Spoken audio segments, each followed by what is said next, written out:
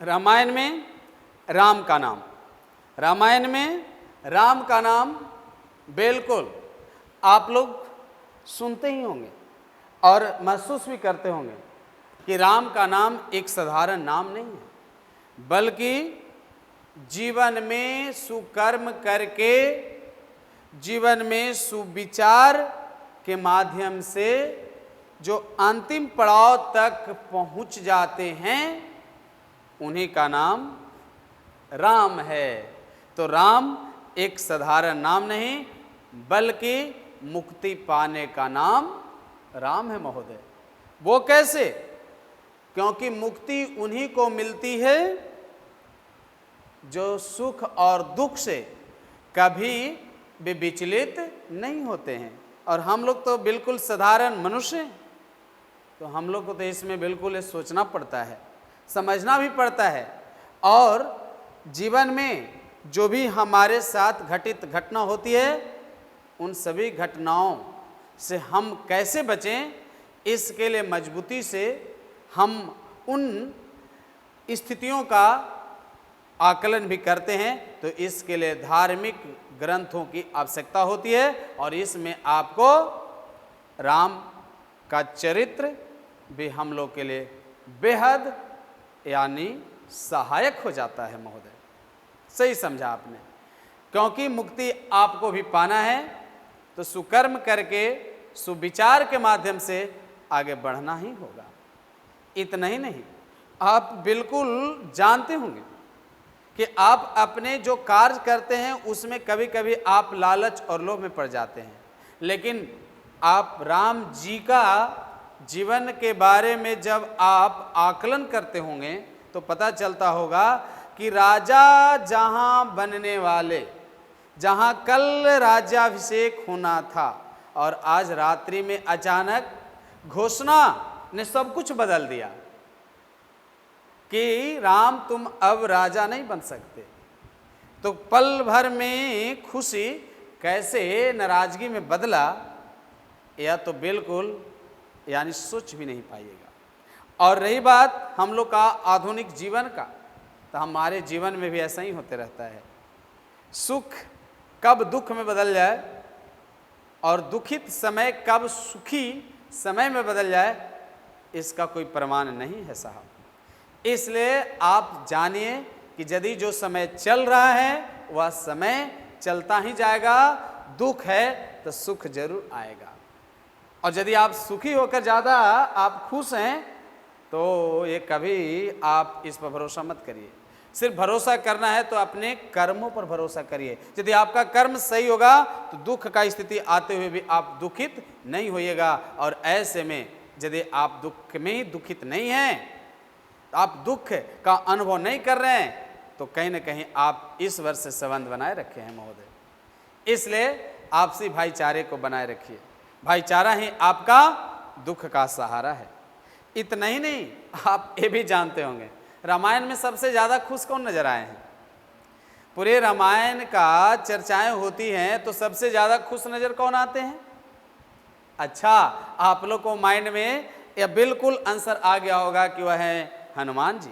सही, आपने आंसर को ढूंढे, क्योंकि हनुमान जी शुरू से लेकर अंत तक खुश हैं, इशारे पर भी काम करते हैं। राम जी बोलते हैं, कभी इन्होंने ना तो कहा ही नहीं। हम लोग का भी ऐसा ही बनना चाहिए, कोई भी काम आए तो ना नहीं कहना है, थोड़ा होगा ना नहीं कहना। और राम जी बोलते हैं कि लक्ष्मण को बचाने के लिए संजीवन बूटी कौन लाएगा? मुस्कुराकर स्वीकार करते हुए हनुमान जी हैं। सुखैन वैद्य को कौन लाएगा? हनुमान जी बोलते हैं मैं हूं ना। लेकिन ऐसी भाषा में नहीं, बस बोलते हैं कि प्रभु की कृपा, ये काम के लिए हमें आदेश किया जाए। ऐसी कोमलता, बातों में कोमलता, कभी ऐसा नहीं। लेकिन हम लोग क्या अहंकार में पड़ जाते हैं। थोड़ा सा बताइए, कोई कार्य करने आ गया, कोई आपका पोस्ट मिल गई, कोई डिपार्टमेंट मिल गया, तो आप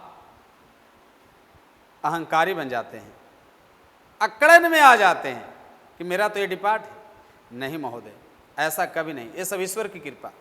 बस प्रभु की कृपा जिस पर आप चल रहे हैं, क्योंकि आपको चलाने में आपके जीवन का जो रिमोट है ना, ईश्वर के हाथों में है, ये जरूर मानिएगा। तो संजीवन बूटी कौन लाएगा? हनुमान जी हंसकर स्वीकार करते हैं। सुखैन वैद्य को कौन लाएगा? हंसकर स्वीकार करते हैं। ऐसा तो नहीं ना था कि बस जहां पर इनको बताइए बोला जा रहा था, बगल में जाकर क्यारी में से संजीवन बूटी उठा के लाना था। सुखैन वैद्य को बगल वाले मोहल्ला में उनका घर था, वहां से उठा कर उनको लाना था। आप समझते हो कि कहां से लाना था।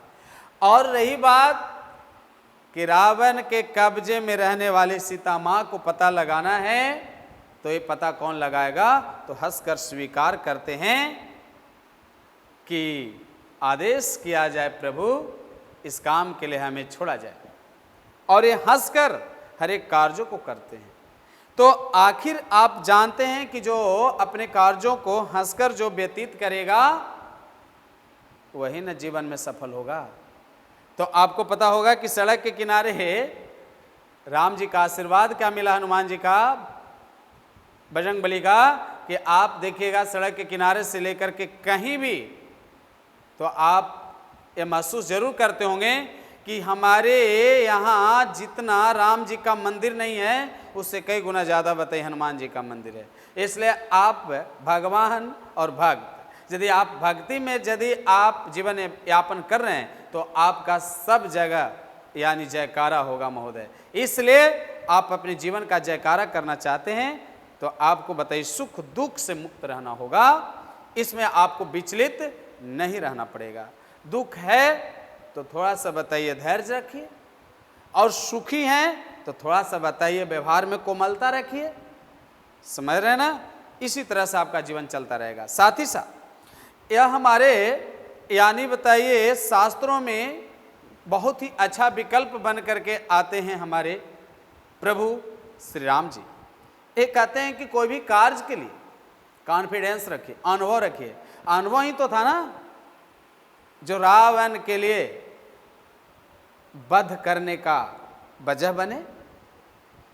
और रावण एक साधारण व्यक्ति नहीं, लेकिन इनकी अनुभव इतनी कि लोगों को लगा कि वास्तविक रूप में सीता जी का हरण हुई, लेकिन नहीं।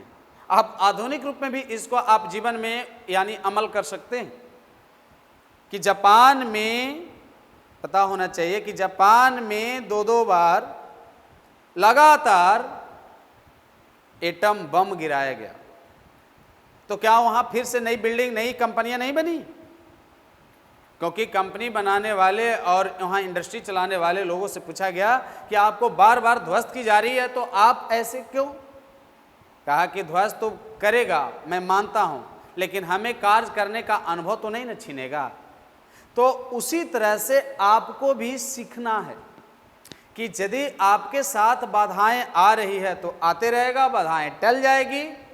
यदि आपके पास कार्य करने का पक्का अनुभव है, एक मैकेनिक को आप देखते होंगे, जहां भी बेचारा दुकान खोल करके बैठ जाता है, उसको अच्छा से पाठ पुर्जा का नॉलेज होती है, तो उसके पास मशीन खुलवाने वाले और मशीन बनाने वाला का कमी नहीं रहता है। लोग खोज खोज कर ऐसे मैकेनिक के पास लोग पहुंचते हैं।